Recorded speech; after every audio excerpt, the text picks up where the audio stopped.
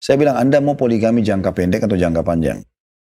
Kok bisa Ustaz? Iya, jangka pendek itu sederhana. Dan saya melihat dok, selama seorang laki-laki itu masih berpikir poligami, berarti sebenarnya dia masih sayang istrinya. Kenapa? Karena kalau dia bukan pilih poligami, dia jadikan pelampiasan biologis dia yang haram, zina ya. Sebenarnya dia tidak sayang sama istrinya. Karena perzinahan itu dok, umumnya, maaf tanda kutip, orang kalau ke tempat pelacur, ke diskotik, ke bar, teman-teman perempuan yang tidak benar ini, itu kan orang sudah gonta-ganti pasangan. Bisa ada penyakit kelamin, bisa ada segala macam. Tapi kalau dia niat menikah, poligami itu sebenarnya dia pasti akan cari wanita baik-baik. Ada keluarganya, kemudian jelaslah statusnya gitu ya. Dan menikah itu berarti menandakan dia juga memuliakan wanita tersebut. Dia bukan datang, bayar, pergi.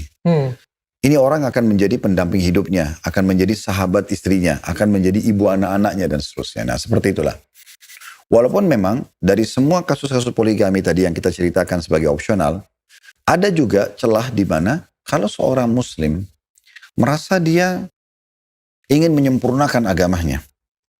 Dalam arti kata, saya rasa saya sudah jalanin semua perintah agama. Seperti saya seorang praktisi dok. Kenapa saya praktisi poligami? Tidak ada hubungannya sama syahwat sebenarnya. Tapi lebih kepada, saya ini faham, ini adalah contoh dalam agama. Walaupun dia hukumnya bisa ke arah sunnah, artinya pilihan boleh kerjakan, boleh tidak. Tapi saya sebagai figur agama, saya harusnya bisa menjadi contoh bagi orang. Ternyata ada loh, poligami itu yang sehat. Tidak selamanya seperti yang digambarkan, oh pasti akan ribut kedua orang istri. Kalau dokter lihat istri saya duduk, mereka duduk ngobrol, makan sama-sama, pergi sama-sama, jalan sama-sama. Anak-anak kami ketemu satu sama yang lain. Dan itu menjadi rutinitas keluarga kami gitu. Tidak ada sesuatu lagi jarak di antara kami. Dan itu terjadi. Selain taufik atau Allah yang memudahkan itu, juga karena kami menjalankan dengan cara yang benar. Ya. Makanya seringkali ada orang yang bertanya di pengajian, Ustaz, kan laki-laki ya, Ustaz poligami kan boleh dalam Islam. Dan tidak harus izin istri kan? Saya bilang ya, secara peraturan hukum memang begitu. Tetapi, kalau gitu saya boleh poligami dong. Tidak usah bilang sama istri. Lalu saya bilang begini, karena dia bertanya secara rasional, saya jawab rasional dok. Saya bilang, Anda mau poligami jangka pendek atau jangka panjang? Kok bisa Ustaz? Iya, jangka pendek itu sederhana.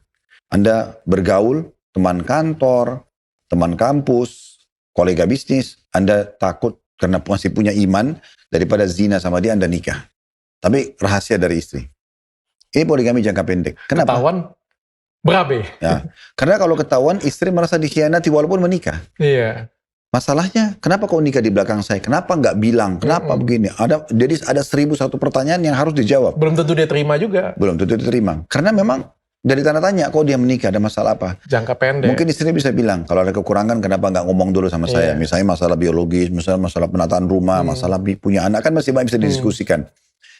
Dia harus siap menghadapi itu.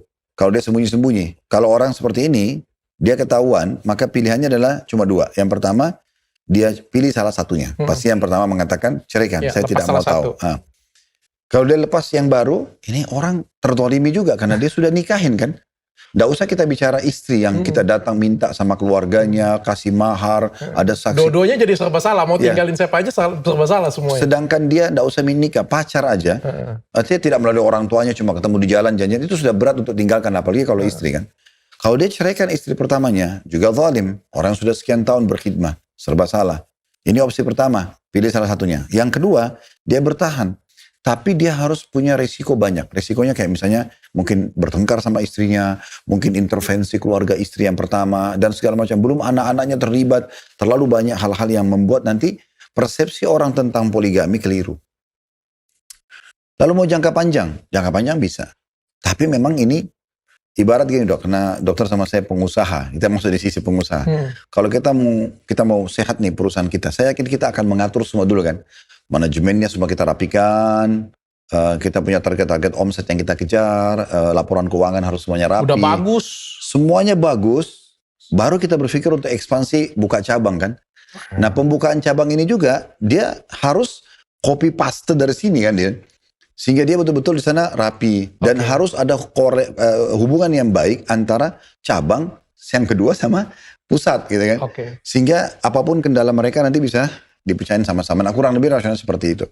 Orang kalau mau poligami sehat itu dia harus tahu ini rumah tangga, dia harus berikan haknya, dia semua jalankan sempurna. Baru kemudian dia melangkah-langkah kedua. Tapi tanpa melepaskan dengan perusahaan yang pertama gitu. Oke. Nah, jadi kalau sehat itu misal dia step dari saya gitu. Orang berdoa sama Allah dulu. Ya Allah, engkau telah syariatkan ini. Dan hambamu ingin engkau pilih menjadi salah satu contoh dalam masalah ini. Jadi betul-betul dia memang itu. Seperti misalnya, ya Allah, hambamu ini telah engkau berikan ilmu kedokteran. Hamba ingin kedokteran ini, ilmu ini bermanfaat bagi orang. Kita berdoa dulu. Jadi muncul nanti ide buka klinik, spesialis apa gitu kan. Oke, dilancarkan, minta dilancarkan. Iya, karena kita ini orang beriman sama Allah, ada Tuhan. Oke. Kita minta dulu sama Allah. Jadi kalau Allah melihat memang kita ini orang yang pantas, nanti Allah akan mudahkan. Kalau enggak nanti Allah akan urungkan niat kita dengan caranya. Kita nggak tahu. Disusahin, ada aja masalah. Ya, mungkin bukan disusahin, mungkin lebih kepada kita punya pertimbangan banyak. Oke. Sehingga akhirnya kita tidak melangkah, gitu kan? Ini tahap yang pertama sih. Dia berdoa sama Allah. Yang Nanti kedua, dulu Pak Ustadz. Kita belum ini Pak Ustadz. Nanti kita masuk ke tutorial. Pelan-pelan Pak Ustadz. Bukan, saya mau kasih globalnya, nanti kita diskusikan. Iya. Oke. Jadi nanti dia yang kedua, setelah dia berdoa, dia harusnya memang memaksimalkan dulu yang ada. Kayak misalnya dia jalankan tugasnya lah, kewajiban dia. Dia harus betul-betul memberikan hak istrinya, dia memberikan hak anaknya, royal sama mereka, sehingga dan royal dan loyal sama mereka. Karena itu semua karena Allah yang perintahkan, gitu kan. Nah, baru kemudian yang ketiga memang dia harus pendekatan diri kepada agama. Dia sama istrinya sama-sama terus belajar. Terus mempelajari syariat Allah ini, terus lebih dekatkan diri kepada Allah dengan segala macam ibadah, semua sudah berusaha dikerjakan, udah rapi banget semuanya. Nah, terus sudah sama-sama niatnya sudah menuju ke akhirat nih, bagaimana kita dapat terbaik nanti di surga. Nah, baru kita bisa buka pintu itu, sehingga dia betul-betul tuh stepnya berapi sekali. Dan itu pun nanti kita lihat bagaimana Allah mudahkan, Allah punya cara. Artinya enggak asal-asalan aja Pak Ustadz. Tidak.